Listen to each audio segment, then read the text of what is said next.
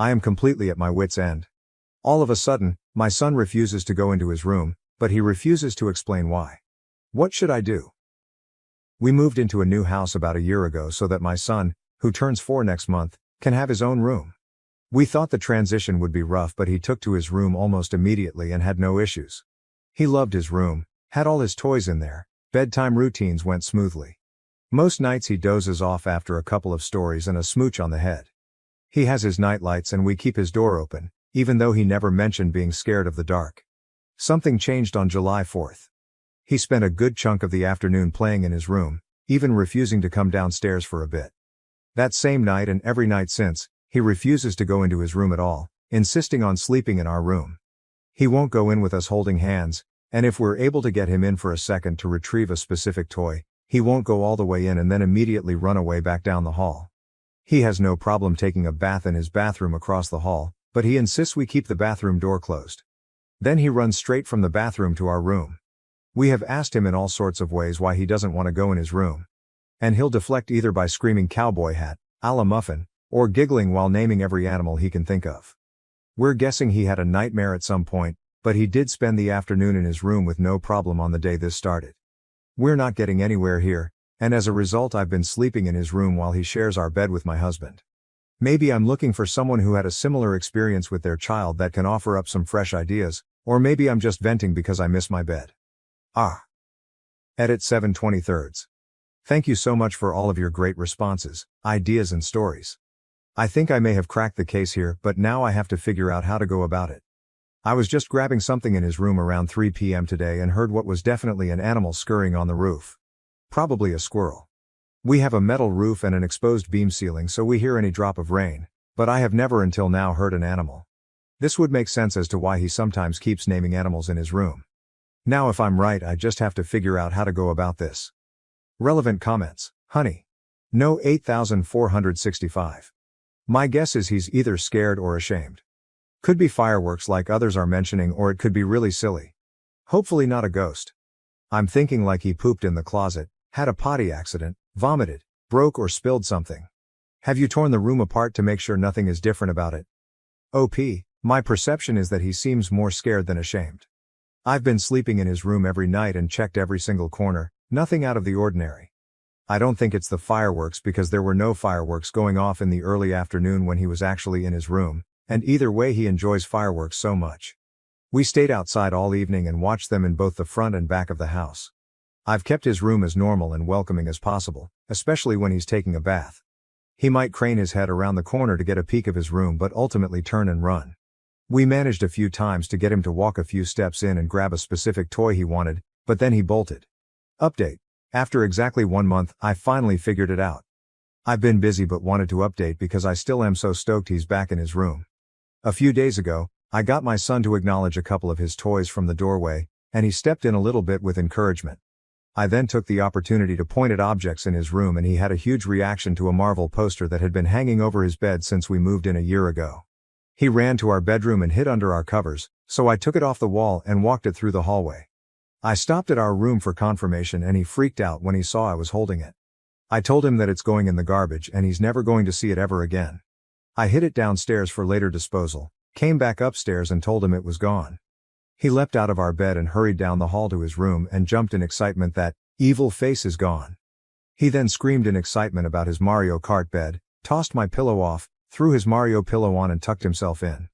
I was so ecstatic I danced around with him the rest of the night singing No More Evil Face. We played with all the toys he missed. He slept in his room that night and has since been spending even more time in his room playing by himself. He brings up nightly that evil face is gone and his room is fun. To those who are curious, it was a Marvel framed poster with like 100 plus superheroes and villains. He had always named even some of the more obscure characters. My husband is a comic book guy and passed on this knowledge. I'm not sure which character scared him in particular, but I theorize it was either MODOK or Ego the Living Planet. I didn't stop to have him point out which was the evil face.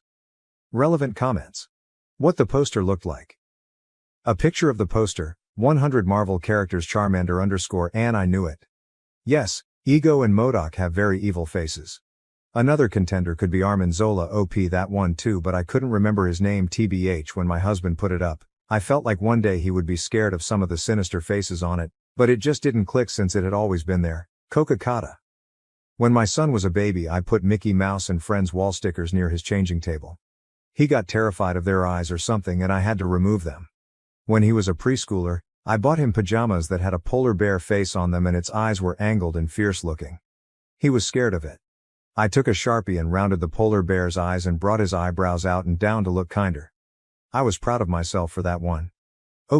Yep, I think it's best to stay away from eyes and front-facing heads for decor. He still has his big Mario movie poster with Mario and Luigi, but their heads are turned so it's not so aggressive. Plus he loves Mario and Luigi and they're so the opposite of scary. Now to the next story, story 2. I told my wife our roles are unequal and won't miss seeing my brother for her 2-week vacation with friends. How do I make her understand? June 14, 2024. Too long, didn't read it bottom. Hi, I'll try to keep this short. Both in our 30s and have been together for 17 years. I, male in my 30s, am the sole provider for my family of 6, partner, 4 kids, and 2 high-energy dogs. I work 5 days a week and sometimes on weekends if we need a little more cash. My partner is a stay-at-home mom and hasn't worked since our eldest was born, by her own choice. I wake up at 5 a.m. and take the dogs out, prepare kids' lunches and snacks, ensure all school essentials such as bags are at the front door, then head to work at a physically demanding job. The kids are picked up for daycare or school at 7 a.m. Due to after-school activities and clubs, they're not home until 6 p.m. I come home at 7 p.m. and make dinner most nights. I help with homework, do bath time for the little ones, do the dishes, take the dogs out for a longer walk, put the little ones to bed and clean the house if it's a mess. I pay for everything: mortgage, bills, insurance, groceries, clothes, toys, technology, after-school activities, dates, and a woman to deep clean the house once a month. My partner wants to go on a 2-week vacation with her friends, which will overlap with the weekend away I had planned with my brother, whom I rarely get to see as we live so far away. She wants me to cancel my trip as she's tired and needs a break. We got into an argument over it, in which unkind things were said on both sides, but I'm unwilling to budge on this. How do I get through to her that I need some rest? Too long, didn't read. I pay for everything, do housework, childcare, etc. While my wife is a stay-at-home mom. She wants to go on a 2-week vacation with her friends, which means I won't be able to go on a weekend trip with my brother that was planned well in advance. We argued, and she told me I need to help out more, and I basically said what's in the title. How do I get through to her? Edit or additional info. Hello all, sorry I haven't replied to many comments, but I have read most of them. I've seen a couple of questions I'd like to answer and figured that making a post would be better than replying to individual comments. My children are between 16 and 6 years old. My wife doesn't take anyone to their clubs or activities. The younger children's school finishes at 3 p.m., and their clubs are in the school. The older kids' school finishes at 3:30 p.m. They stay in a club until 4:30 p.m. and then go to a youth group with their cousins until they come home. My eldest makes their way to and from school on their own, while my youngest is picked up and dropped off. The kids are able to eat breakfast at home but often enjoy eating with their friends before school starts at 8 a.m. My wife doesn't walk the dogs because she doesn't like to, and frankly, they don't like her. I enjoy my time walking the dogs because it allows me some time to think. We have a large yard with dog houses, toys, and some agility equipment for them to use while I'm gone. They also get mental stimulation through Kongs and puzzle toys which have been prepared and stored in the freezer. What does my wife do all day? Honestly, she's not isolated. She often tells me of things she's done with her friends, sister and mother. She goes to the gym and enjoys hobbies such as embroidery, knitting and some jewelry design. She changes what she likes to do, saying it keeps things fresh. Housework-wise, she does the laundry. I fold and distribute it later, gives the dogs water, and prepares their meals and enrichment. We have robot vacuums and air purifiers to deal with dog hair, but my wife will vacuum if needed. I wipe countertops and put dishes in the dishwasher after meals. The older kids take care of their own rooms and bathrooms for an allowance. Have you ever not truly noticed something until it's right in front of your face? I was so mad because I wanted to go see my brother, and she wanted to go on vacation with her friends. Yes, she wants me to pay for it. Things have been like this for so long that I didn't see how unfair and imbalanced things were until I truly started to look at how our duties were distributed. You've all given me a lot to think about. I'll answer some comments later. Update 1, July 2nd, 2024. Here's the update. It's not good, but it's not totally bad either because apparently, I've sprouted a backbone. A lot has happened, and I feel like my world is falling apart. This will be long. The following few paragraphs are more background. Too long. Didn't read at the bottom. Some of you have suggested that I enable her behavior, and I'd like to address it to explain how things got this way to begin with. My wife worked from age 16 to 20, but I'd often come home after work during the early stages of her pregnancy, and she would tell me how bad the morning sickness had been and how she was getting in trouble at work for being late or not turning up due to the issues she was having. One night, after a long discussion about things, she suggested that it would be easier and better for her and the baby if she stayed home during the pregnancy. I was reluctant at first because we weren't exactly swimming in cash, but ultimately, the health of my wife and child were more important than a few months of added stress. To save money, we moved in with my wife's older sister and her husband. We split rent and utilities but were still saving some money. The pregnancy wasn't easy on her. She was often cranky and uncomfortable and, as a result, could be quite mean, rude and a bit handsy. So after further discussions with my wife and her sisters, I took on more of the household duties such as cooking, etc. When my eldest was born, my wife's sister helped with childcare while I was at work for the first year, but after she and my wife had a fight when he was about a year old, we moved into our own place. However, my wife struggled during the day when I wasn't there to help, so we ultimately decided to put him in another daycare facility. I would drop him off on my way to work and pick him up on my way back home when I finished. Once home, one of us would cook dinner while the other watched the baby. Back then, we had no pets, so household duties weren't too much and could be handled by a couple of hours of cleaning on Saturday or Sunday when we could split it between us both. When my son was 3, my wife's sister offered to get her a job where she worked. My wife had to do an interview, but my sister-in-law was confident she'd get the position. My wife was reluctant and nervous about returning to work, but she attended the interview and was offered the job. I don't remember much of our celebrations that night, but it ended in the conception of our second child. My wife told me when she'd been at her new job for just over a month. She stuck it out for a couple more weeks but was fired due to not turning up for shifts. I asked one of her doctors about the issues she was having so early in the pregnancy with back pain, leg pain, nausea, etc., but my wife cut me off before I could finish and asked me to leave the room. When we got home, she berated me for speaking to her doctor like she was a child and told me that if she wanted something brought up to her doctor regarding her pregnancy, she'd do it herself. I had embarrassed her because she knew her body and knew what was normal and what wasn't. I still thought the issues had to be addressed with her doctor, but whenever I brought it up, her mood swings would get worse. My mother-in-law came to live with us when my second was born for a short while, when I returned to work after my paternity leave. When my daughter was about 4 months old, my wife expressed she was having difficulty looking after her by herself during the day, but my mother-in-law, who had her own life and responsibilities, couldn't come back and stay indefinitely. We had a 2-bedroom apartment then, and having her sleep on the couch didn't seem fair to me. So we enrolled my daughter in daycare while my son was at nursery. My son went to daycare after nursery as well, so I'd pick them both up around 6 p.m. and head home. My wife promised she would speak to her doctor about the possibility of depression, etc., and her mood did improve with the additional help with the children. My wife took on cooking and cleaning duties then, but struggled as well. I would often come home to burned or ruined food and would need to make something else anyway. So I ended up cooking dinner most nights so we wouldn't waste food. During a weekend away for a friend's wedding when my daughter was 5, I suggested that my wife go back to work. Both kids were in school now, and I thought we could improve our lifestyle with 2 incomes. We had recently bought a house because the apartment was too small for us, and the children needed their own rooms. She seemed hesitant, which I understood after being out of work for so long, but she agreed. She applied for several positions but had no luck with interviews or callbacks. We found out she was pregnant with our third not long after that, and returning to work was put on hold again. The pregnancy was difficult as expected, but again, my mother-in-law came to stay when I had to return to work. She stayed for a while but had to return to her own home eventually. Before she left, my wife told me that she feared she would struggle with our second daughter just as she had with the first. I tried to reassure her, but she seemed to become insanely depressed the second her mother left. I would return home with the 8 and 5-year-old to a screaming baby and nothing done around the house. Her mood and actions affected the entire house. So reluctantly, I put our second daughter in daycare as well, but I told my wife she had to talk to her doctor and that we'd no longer be having any more children. She was mad, and we had a huge fight about it. But I got a vasectomy, and she accepted it. We've always used protection.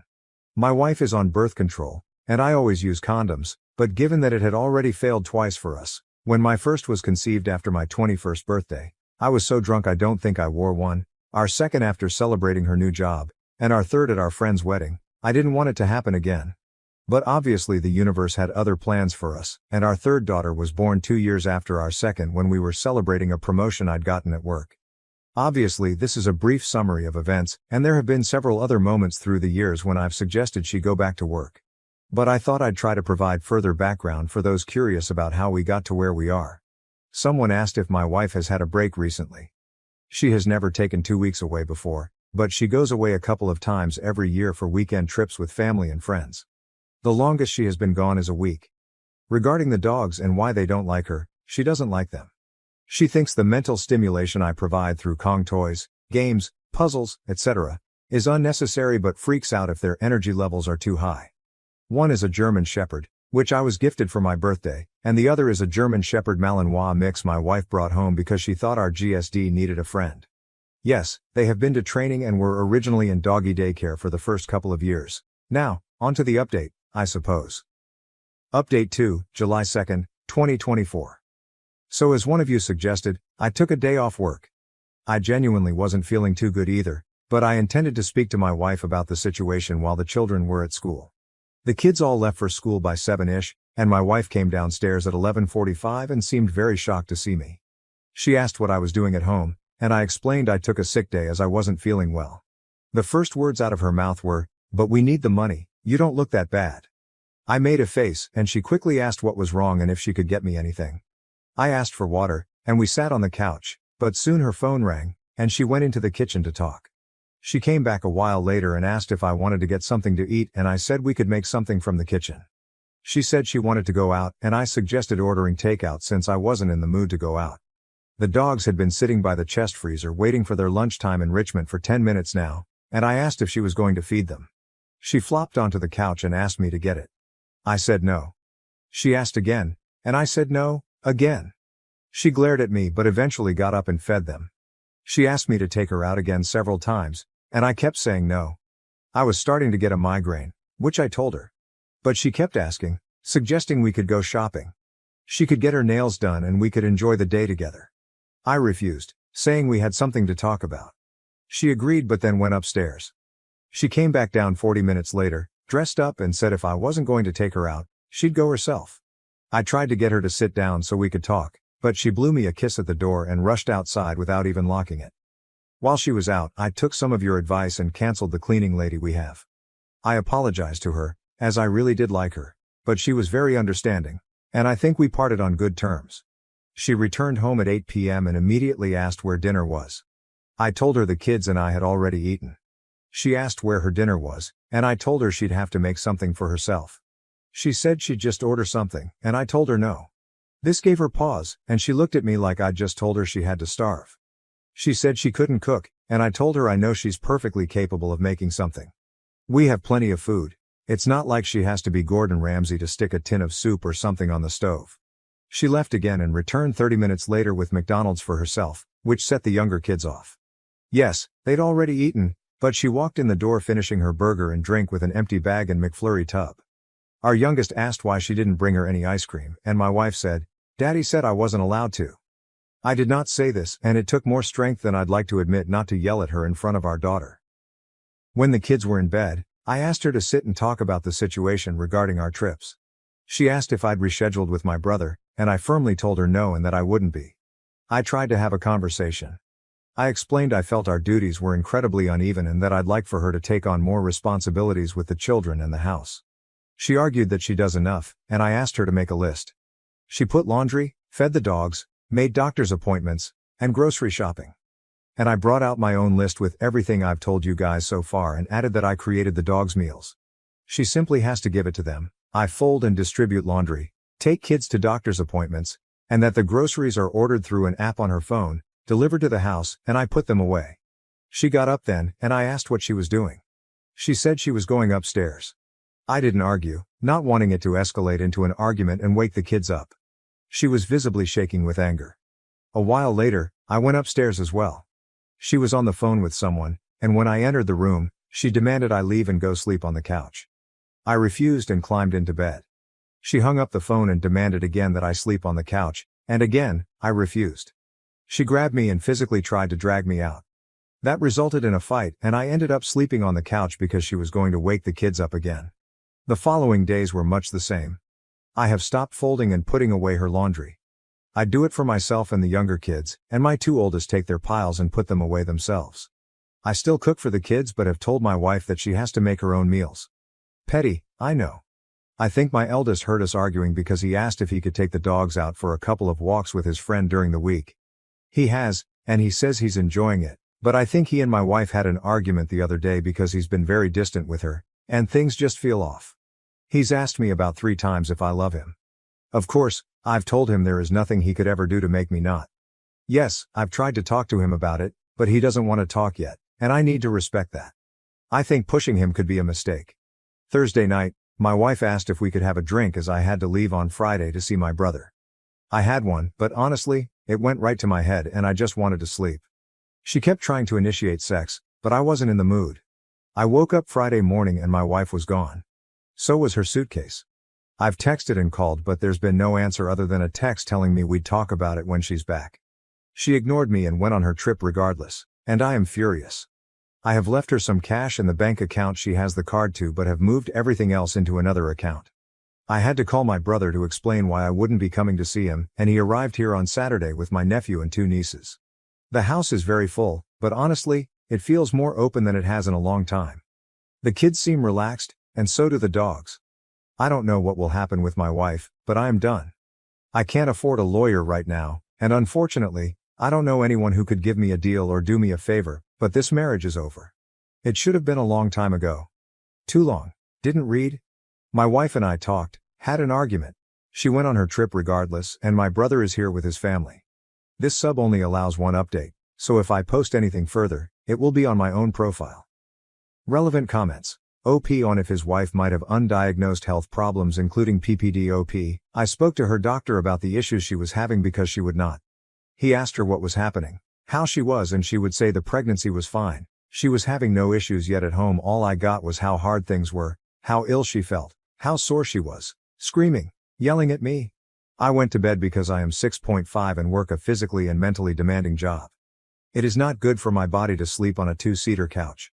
I wanted to sleep as I had work in the morning. She escalated and got physical, not me. She made the argument worse, not me. Undiagnosed PPD.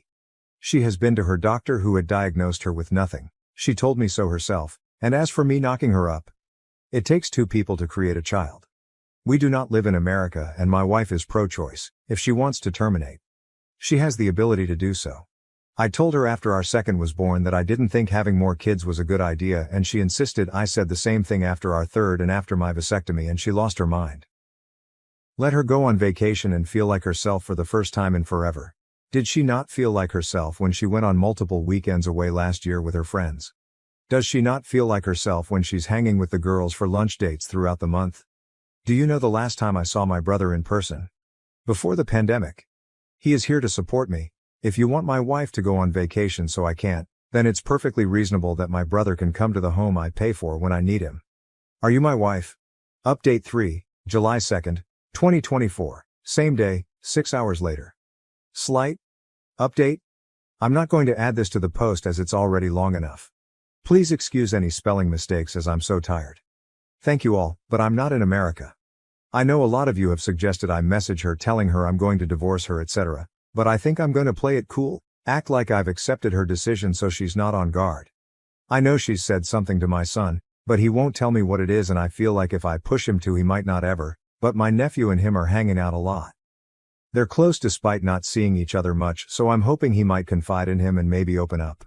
I'm not just letting this go, we will talk but I don't want to push him too much. I am not a lightweight, I can drink, but I have been exhausted and I mean very exhausted for some time now and I think that maybe that's why I passed out after having one drink, but I would be lying to myself and to you if I said I wasn't suspicious. I am suspicious a lot now. I swear, I'm not an idiot, but I really feel like one now. Some of you have suggested that I get the kids' DNA tested, especially my youngest, and while I know that this is likely something I'll have to do, it breaks my heart to think that they're not mine. My girls all look the same, just older versions of each other, so if I have to DNA test the youngest, I have to do them all. I never wanted kids, this is why I've always used condoms. I'm not the biggest fan of them, but I love my own, I love these kids. regardless of the DNA test. They are mine, but I fear if it comes back that they're not, it could damage our relationship. My brother has read my posts and spent the last days telling me everything he hates about my wife, obviously not in front of the kids. He's pretty funny and I feel like I haven't been able to laugh like this in a long time. He says he's going to make a Reddit account. Lord knows what he'll say. Writing this update has opened my eyes further. I see how the timing of wanting her to go back to work leans up with each pregnancy, but when these things are years apart, and you're concentrating on supporting the family and work, your brain sometimes pushes these thoughts away until something triggers them again and boom, you're slapped in the face with the realization that your entire relationship is potentially built on a mountain of lies. She has her phone and iPad with her, so I can't check any of that. But I'm going to be going through her stuff. Is it in envisioning privacy? Likely. Do I care right now? No. I feel like I've wasted the majority of my life, the good years, and that feels horrible to say when I have 4 kids. I promise I don't mean that they're a waste. As I said in the post, this marriage is over. I am done.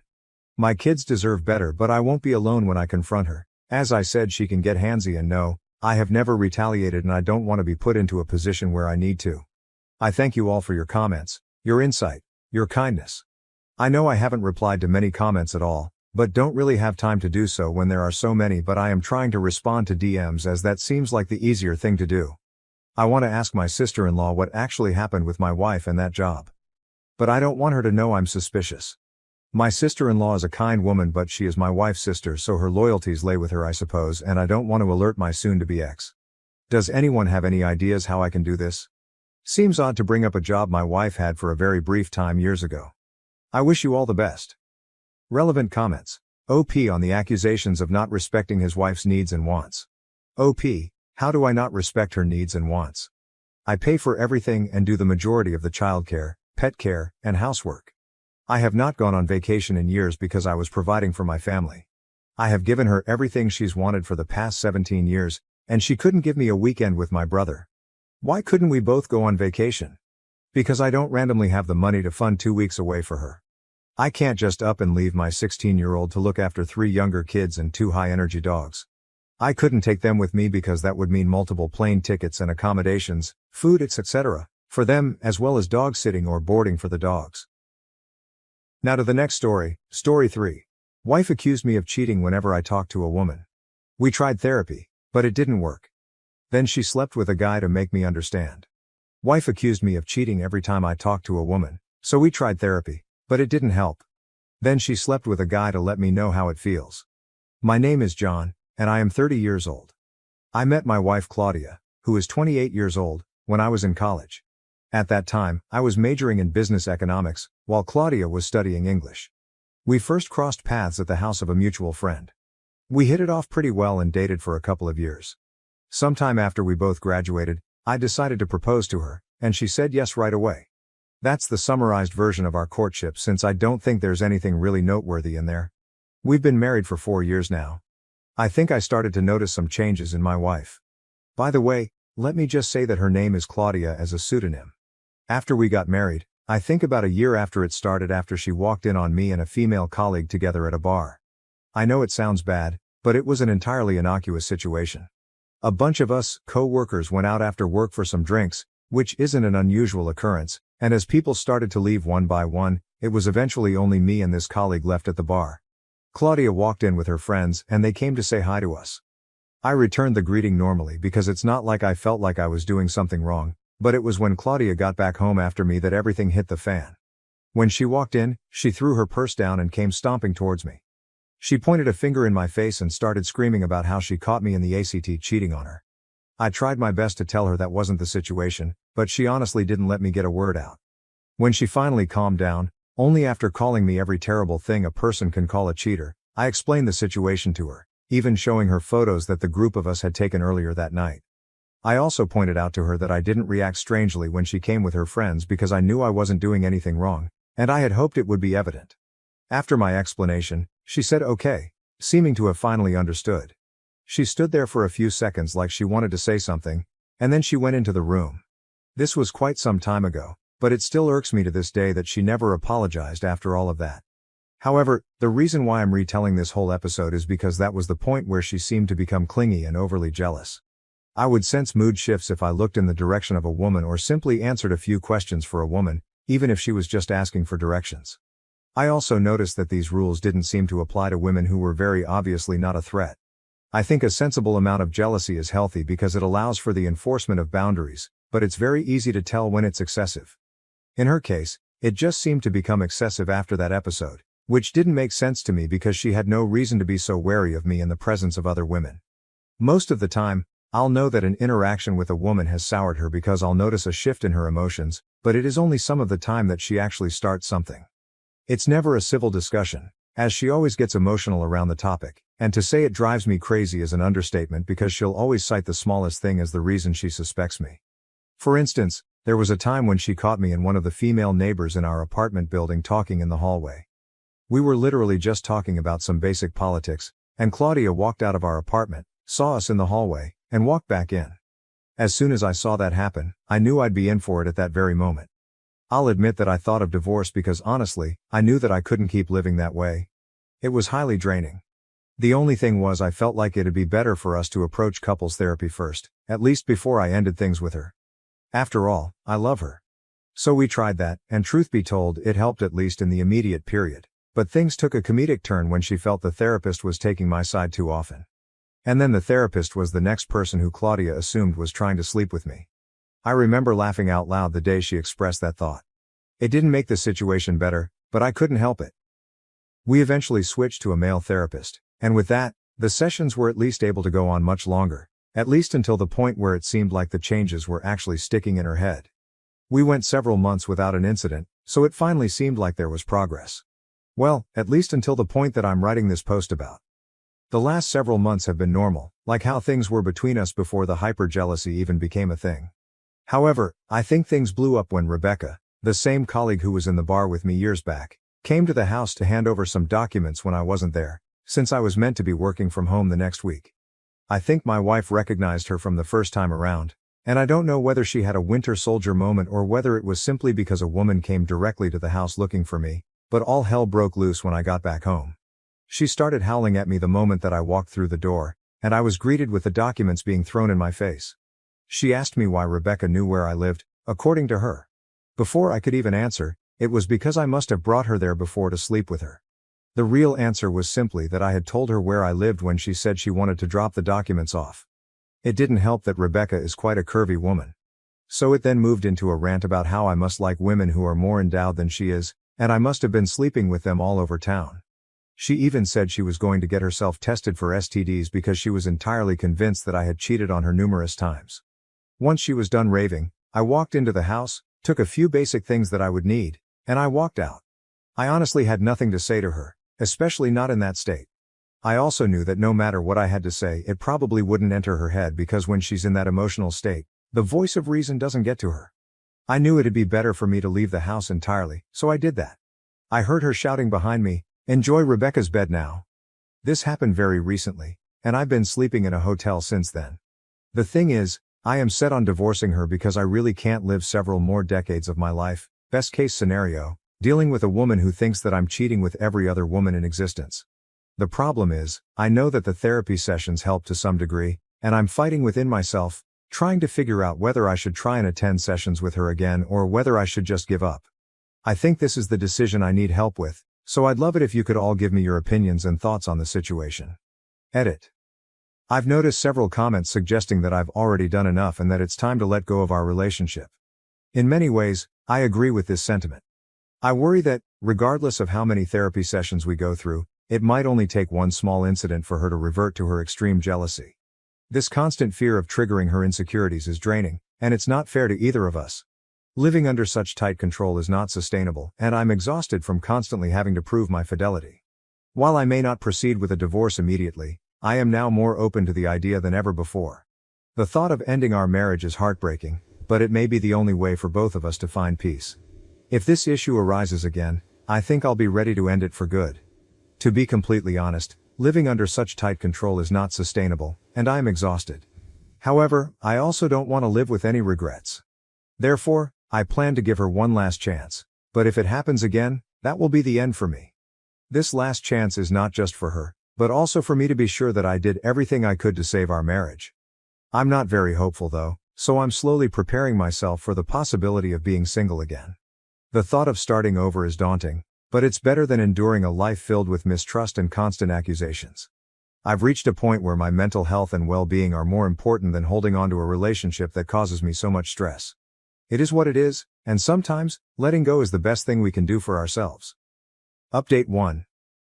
Well, here's an update that I wasn't expecting at all, and I don't even know how to express how freaking pissed off I am with this new development.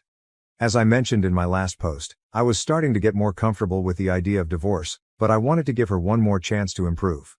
The good thing is that it didn't take long for it to become clear that she's never going to get better, and she showed me in the most obvious way possible. I realized there was a problem when we attended a friend's barbecue. Claudia was being unusually touchy with someone there. We didn't know the person, but I asked the host, who is my good friend, and he told me that the guy was recently divorced and worked in the construction industry. I was concerned because my wife had never been so touchy with anyone but me, so it was obviously strange behavior. This was about 2 weeks after the last episode I described in my previous post. Anyway, I tried my best to keep an eye on her during the barbecue and avoided making a scene. When we got home, I spoke to her about it. She didn't seem apologetic and said, "Well, now you know how it feels then." That left me speechless because it was basically her admitting that she was rubbing up on that guy intentionally to make me jealous. It was so stupid to me since it wasn't even a sensible comparison. She gets jealous when other women speak to me. I've never thrown myself at them or gotten touchy. It was far from the same thing. She even added, "Are you just jealous because he's a handsome guy? Because he's more fit than you?" At that point, I walked out because I was starting to get to the point of anger where I wanted to hit something. She said nothing as I turned and left, and honestly, I knew for a fact that I was going to get in contact with a divorce lawyer. I didn't return to the house for 3 days. The funny thing is, even if I hadn't been sure enough, she solidified my decision the very next day. I got a call from my friend who hosted the barbecue. His name is Bill and he seemed pretty serious. He said we should meet, so I agreed. When I met him, he told me that his friend, the one Claudia was talking to, called him. According to him, the guy said that he had hooked up with Claudia the day before, which was the day after I left the house, and he wanted to know what Bill thought about her since she said she was single. I must have zoned out at that point because I honestly can't remember what was said after that. By hooked up, it seemed clear they had sex, and Claudia presented herself as single. The worst part is I might not have found out if the other guy hadn't talked to Bill about it. My head was spinning, and I didn't know what to think or how to proceed at that moment. Bill saw I wasn't paying attention, so he waited for me to come back. He said he told the guy that Claudia was married, and the guy seemed genuinely shocked. Apparently, she gave no indication that she was married, and he told Bill, "Forget I asked, and I'll forget about her immediately." Bill finished telling me all of this, and I went home right away to confront her. I didn't rehearse anything and was ready to let my pure anger guide me because, honestly, was there anything to rehearse that would best express how to handle someone who is cheating on you? When I walked back into the house, I wouldn't say she was in a good mood, but she was more chatty than usual after something like that. She still had an obvious attitude because the first thing she said was, "Didn't expect to see you back already," with a stupid grin on her face. She was clearly trying to rile me up, and it worked because the first thing I said was, "Shut up." I've never been so curt, and she seemed taken aback. I then said, "You slept with a guy from the barbecue. Don't even think of denying it. You cheated on me, Claudia." She stood there for a few seconds before sheepishly saying, "Now you know how it feels." It came out almost in a whisper, so I know she must have realized how stupid it sounded. I'm not proud of it, but I threw one of our ceramic kitchen ornaments at her feet. I was pissed off by that stupid comment because I've never even come close to cheating on her, so for her to see this as retribution was crazy. I can't remember what I said after this, but I remember a lot of cursing, screaming and explaining. I told her she was crazy if she thought this made any sense. I told her she had never caught me even close to cheating, that she constantly overreacted to the slightest interactions I had with women, and that she was delusional to think I had ever shown signs of unfaithfulness. I pointed out that all the things that triggered her were always women's actions toward me, never mine toward them. Despite the many times she accused me of cheating, she never had definitive proof of a single one. It was all in her head, and I told her she needed help. I think that was the moment I expressed everything I'd ever wanted to scream at her. When I was done, she said nothing. She just stood there. I asked if she had anything to say, but she said nothing at all and just shook her head slightly. I told her to pack a few of her things and leave. Again, she stood there for a bit before walking to the bedroom. She came out about an hour later with her suitcase packed, and I haven't seen her since then. This time, I definitely don't need any help figuring out what to do next. I've already contacted a divorce lawyer, and I really want to make sure I hurt her in the split because I've put up with way too much over the years. I'm so exhausted and annoyed that this is what it had to come to. I'll update you all once the divorce is finalized and I know where I stand. Update 2. I am incredibly happy to share this update and feel like a massive weight has been lifted off my shoulders. Honestly, I feel fantastic. In a previous post I described my extremely jealous wife who constantly accused me of cheating or being interested in other women. Her decision to intentionally make me jealous and then sleep with another man was the final straw. I quickly contacted a divorce lawyer, and it didn't take long for the papers to be prepared. I made sure she was served at her workplace. For context, she works at a publishing company, so I'm certain this created some office gossip. In fact, I know it did because she sent me an angry text that evening, accusing me of embarrassing her and being vindictive. Fast forward to the divorce proceedings, I realized I had messed up big time because I had no concrete evidence that she cheated on me. I didn't record my conversation with Bill or the confession from her affair partner. I tried to see if Bill could get the affair partner to admit it again, but that wasn't feasible. However, I managed to convince the court by explaining her jealousy, the couples therapy we attended, and recounting the entire story honestly. She attempted to spin the story in her favor from the start, but it was transparent. Thankfully, in the end, I received a very favorable outcome. I got to keep the house, which was fair since I lived there before she moved in. It was determined that there was no need for me to pay alimony, even though I earned more than her, because the difference wasn't significant enough and the judge didn't want to reward her behavior. Fortunately, we didn't have any children, which was a relief. I was glad to be free of any ties to her. I also think I got off easy because I agreed to let her take several pieces of furniture and appliances from the house. I did this mainly because I didn't want daily reminders of her around. So that's it, I'm finally free of her. While it's painful to realize that I spent so many years being falsely accused of cheating and then actually being cheated on, I'm relieved to be in a position where I know it won't happen again. Now, it's time to move on to the next chapter of my life. Now, on to the next story, Story 4. Am I the A for paying for one sister's wedding venue and refusing my spoiled sister's demands, leading our parents to threaten cutting me off? I am a 32-year-old woman with two younger sisters, Michelle, who is 30, and Denise, who is 27. Denise and I do not have a great relationship and we had not spoken for the past few years after an incident that occurred during a Christmas party I hosted 3 years ago. My mother was feeling unwell, so she asked me to host the family gathering. Since it was my first time hosting, I wanted everything to be perfect. My husband and I put in a lot of effort to ensure the party was well organized, and most of our family seemed genuinely impressed with the arrangements.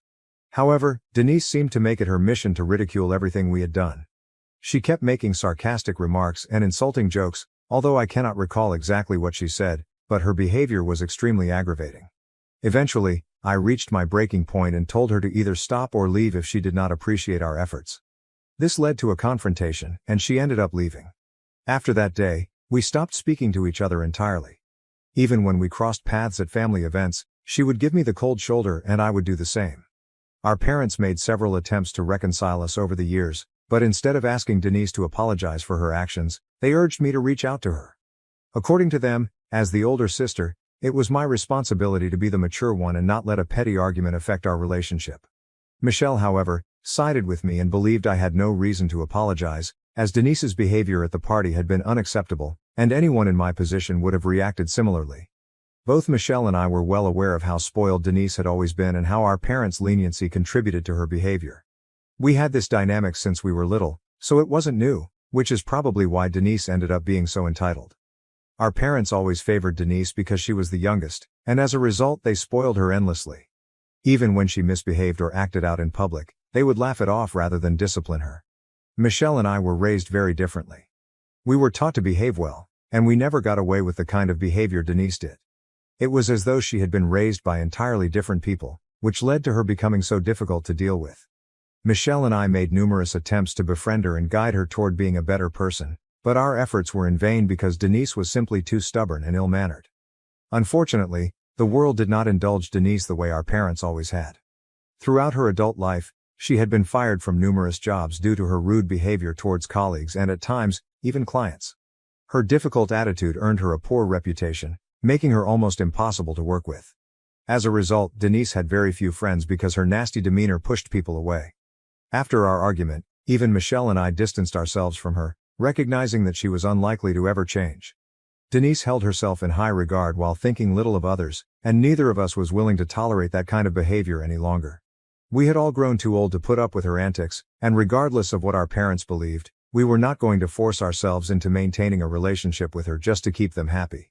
However, things took a turn last year when Michelle married her longtime boyfriend, Andy. Michelle and Andy had been together for 6 years, and I had gotten to know him quite well during their relationship.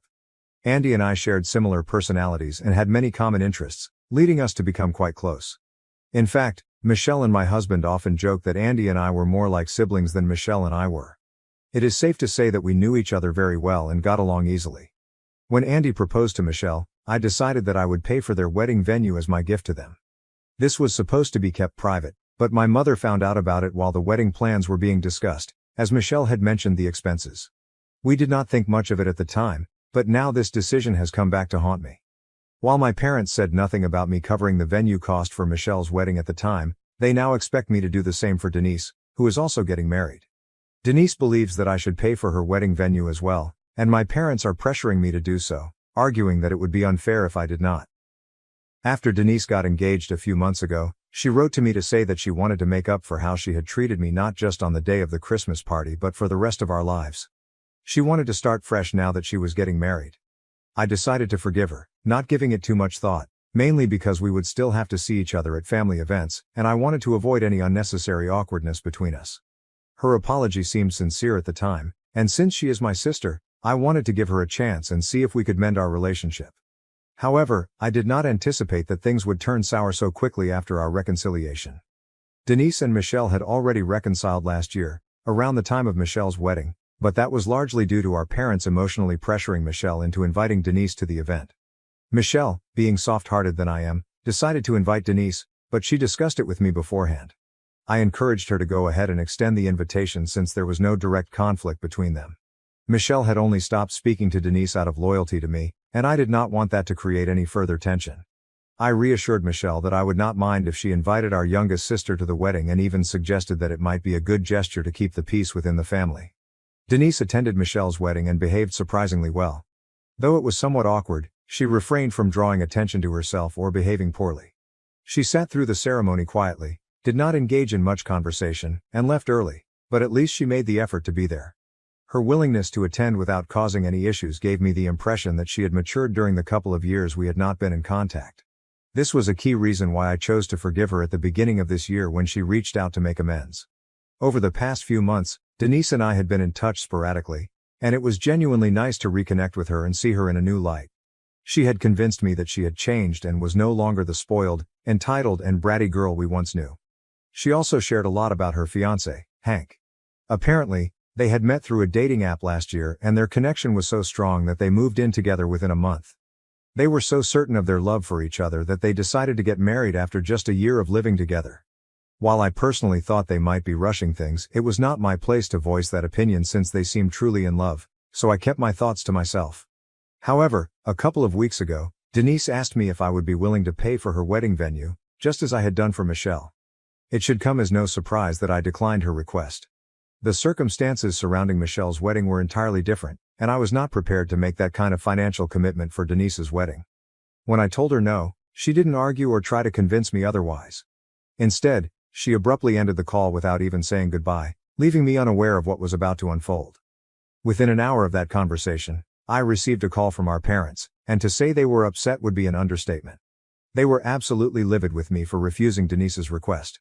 Apparently, right after our call, Denise had phoned our parents in tears, complaining that she now had to revise her wedding budget because she had assumed I would be covering the cost of the venue, just as I had for Michelle. She accused me of deliberately being unkind and claimed that I was favoring one sister over the other out of spite. My parents were furious, insisting that I should have agreed to pay for the venue to keep things fair between the sisters, and their reaction left me feeling blindsided and frustrated. It is true that I had a favorite, and it was Michelle. She was the only one who consistently treated me with kindness, unlike Denise, who had been unpleasant to both of us for as long as I could remember. Denise always seemed to go out of her way to belittle us, and even on the day of the Christmas party, her main goal appeared to be putting me down. That incident was not isolated. She had behaved similarly on numerous occasions. In the past, we would usually just ignore her behavior to avoid feeding into the drama she thrived on, giving her the attention she sought. However, the one time I finally stood up for myself, it resulted in us not speaking to each other for the next couple of years. So yes, I did have a favorite. And it was not Denise because she had brought this situation upon herself. I saw no reason to feel guilty about it, and I made it clear to my parents that they could not guilt-trip me into paying for her wedding venue. While Denise and I had only recently begun to reconcile, our relationship was far from fully repaired, and I was not going to finance her wedding without a valid reason. I also explained to my parents that I had known Andy for much longer than I had known Hank, Denise's fiancé, whom I had only met twice for brief lunches. On both occasions, Hank and I barely exchanged a few words. The dynamic with Michelle and Andy was entirely different because Andy was not just my sister's partner, he was also a good friend of mine. That is why I chose to pay for their wedding venue as a gift, without them even having to ask. It was something I genuinely wanted to do for them, given the close bond we shared. When it came to Denise and Hank, I simply did not feel that I owed them anything, particularly when it came to paying for their wedding venue or contributing to their wedding in any significant way. I was perfectly willing to buy them a gift from their registry, just like any other guest, but I had no intention of spending a large sum of money on her venue. While it might sound harsh, the reality is that Denise and I were not as close as Michelle and I are, and I did not even know Hank the way I knew Andy. My parents were not pleased with this explanation and decided they would continue to pressure me until I agreed to cover the cost for Denise. They began arguing with me, insisting that it was wrong to pick favorites and that my refusal could potentially hurt Denise, especially so close to her wedding. They warned me that this could lead to the family falling apart once again, a situation they were desperate to avoid. They reminded me that they had barely managed to avoid issues during Michelle's wedding by convincing her to invite Denise, just so no one would question our unity. They were determined to prevent any similar problems this time around. It quickly became evident that maintaining the appearance of being a normal, happy family was more important to them than addressing the underlying issues, which I found completely absurd. So I stood firm in my decision and told them that I did not care what others might say. If our relatives and acquaintances wanted to gossip about us, so be it, but that fear was not going to influence me into paying for the venue. At this point, my mother nearly broke down in tears after we had gone around in circles for some time, and my father accused me of being incredibly selfish and entitled. Despite their emotional appeals, I remained resolute, knowing that I was not responsible for maintaining a facade of family harmony at the expense of my own principles. I almost burst out laughing when he accused me of being selfish because it was clear to me that Denise was the one acting entitled in this situation. When I asked him to clarify what he meant, he explained that it was selfish of me to expect the family to stay connected with me if I wasn't even willing to step up and support my younger sister. At that moment, it became even more apparent that they were desperately grasping at straws to convince me to agree to their demands. So I told my parents that they were welcome to cut me off because there was no way I would contribute to Denise's wedding. If that meant sacrificing my relationship with them, then so be it. I was honestly fed up with their constant attempts to manipulate us into going easy on Denise. This time, they were asking for far too much, and I was determined to stand my ground. If that made them angry, then they would just have to deal with it or follow through on their threat to cut me off. I was tired of arguing, whether it was with them or Denise, and I decided not to fight it any longer since it would only result in more conflicts. Even if we managed to reconcile without fighting, it would inevitably lead to more manipulation in the future, which I wanted to avoid at all costs. So I made it clear to them that they could either maintain a relationship with me on my terms or not at all. I laid out the choice for them in no uncertain terms, and now it was up to them whether they wanted to keep battling with me for Denise or let it go and preserve their relationship with me. Unsurprisingly, they chose the former because, in their eyes, it was more important to continue spoiling Denise than to be fair and supportive parents to all of their children. They cursed at me during the call and told me they never wanted to speak to me again. I only wish they had truly meant that. After they hung up that day, I didn't expect them to reach out anytime soon, given how intense the argument had been. But to my surprise, they called me back the very next day. During this call, they informed me that they had made up their minds about what they were going to do. They said that since I wasn't acting in the best interests of the family, they had decided to cut me off. That was just a more elaborate way for them to say they believed I was being selfish. I think they assumed that threatening to cut me off would intimidate me into contributing to Denise's wedding, but as I mentioned before, I no longer cared. So I told them to go ahead and even offered to block them myself to save them the effort. This only made them angrier, and they called me a selfish brat, warning me that I would regret this decision in the future when I had no family left to care about me. I didn't take their words to heart because, frankly, all the drama was getting under my skin and I hadn't signed up for any of it.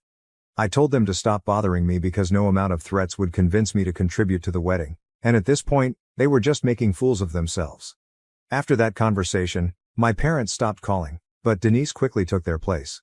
She began reaching out, accusing me of being mean-spirited in how I was treating her. She even attempted to play the victim, claiming that the reason she had always been unpleasant to Michelle and me growing up was that we excluded her, making her feel like an outsider in our little sisterly bond.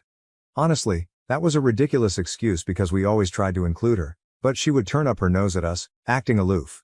She opted to act like an outsider, which is how she ended up being treated as one.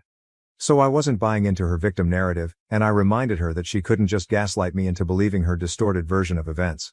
I blocked her personal number, but she found other ways to contact me, using her fiancé's phone or calling from her friends' numbers, which I didn't have saved. This made it impossible for me to ignore all her attempts to reach out. I was growing increasingly impatient because I simply couldn't tolerate this level of constant annoyance. So, during our last conversation a few days ago, I said something that really hurt her. Once again, she was going on about how I was hurting her feelings and insisting that I owed her the same treatment I had given Michelle by contributing to her wedding.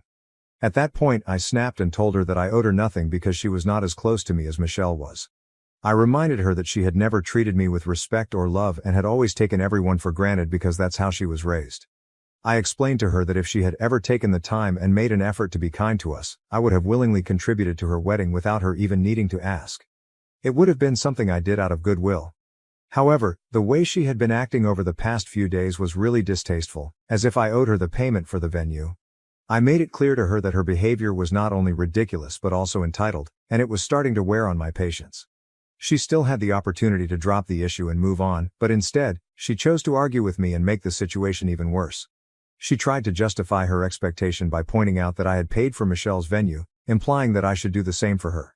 Then, she accused me of being insecure and jealous, suggesting that I couldn't stand the idea of her having a beautiful wedding because it would mean all our relatives would be talking about her event and she would once again be the center of attention.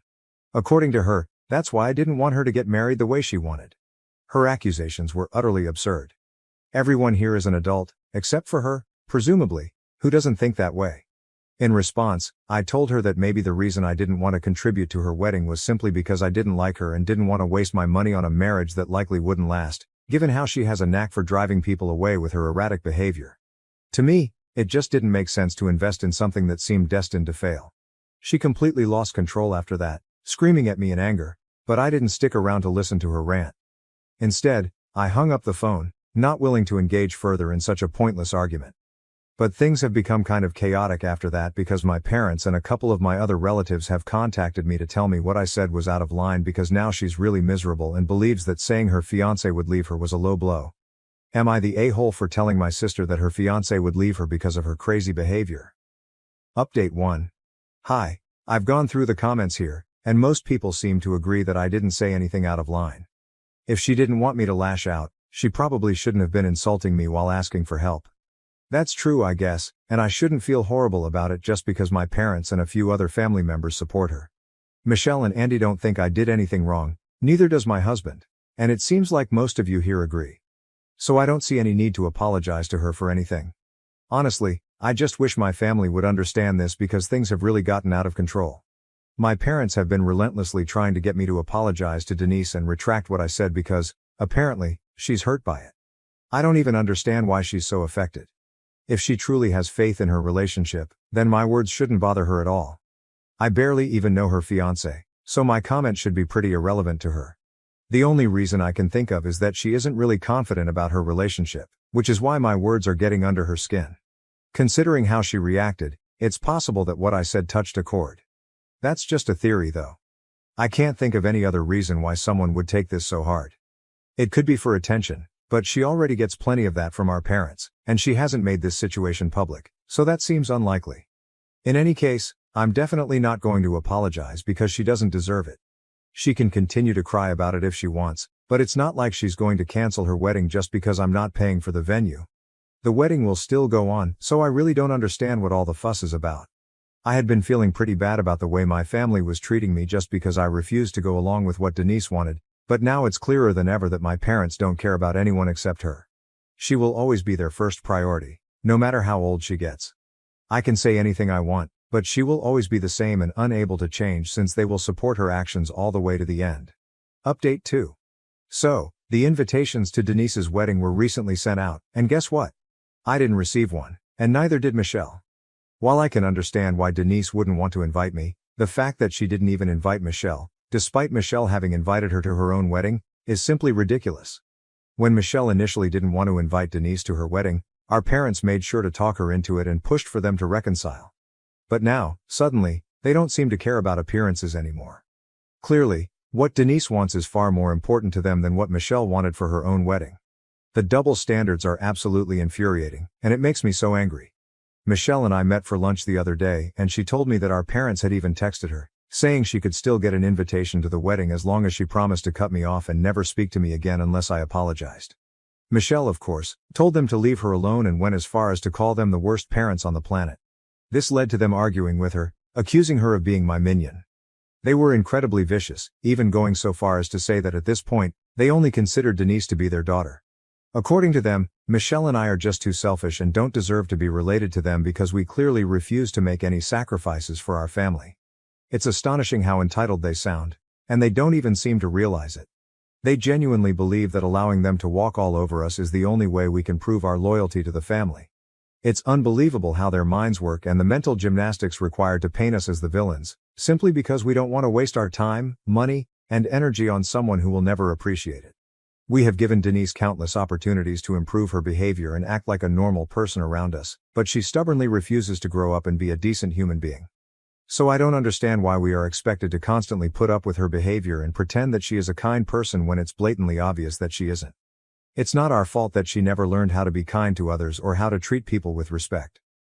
The responsibility for that lies squarely with our parents because they made sure to raise their youngest daughter to be the most insufferable and annoying person on the planet. They spoiled her to the point where she believes she can behave however she wants without facing any consequences. They've essentially ruined her life by making her so entitled, and now, nobody likes her, and she can barely hold down a job because of her horrible attitude. Our parents didn't do her any favors by enabling this behavior, and it's truly sad and pathetic to see how it has all turned out.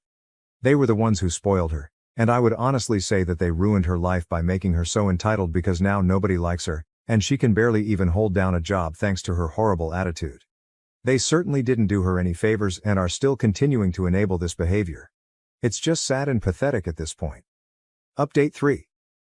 So, Denise and Hank are officially married. Their wedding took place a few days ago, and, as expected, I wasn't invited.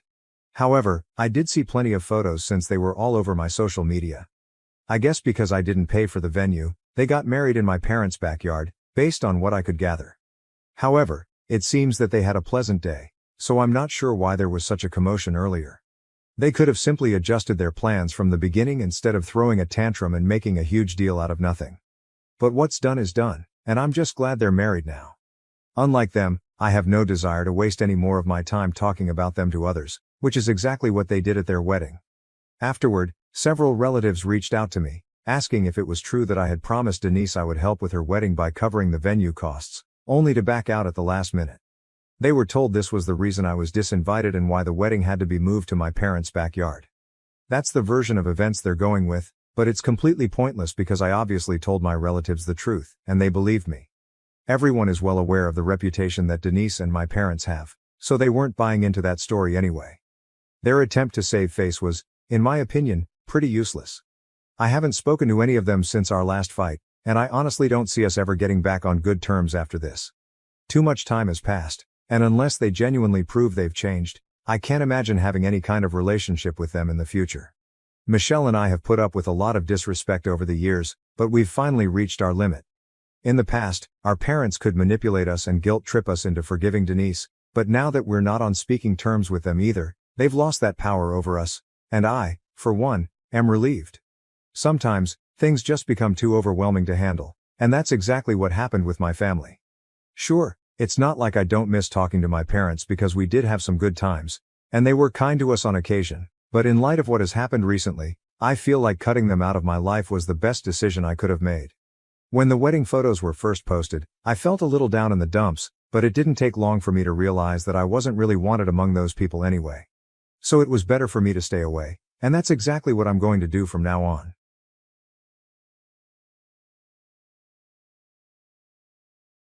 Thank you for watching. If you haven't subscribed yet, please do so and hit the notification bell to stay updated with more shocking real-life stories happening around you.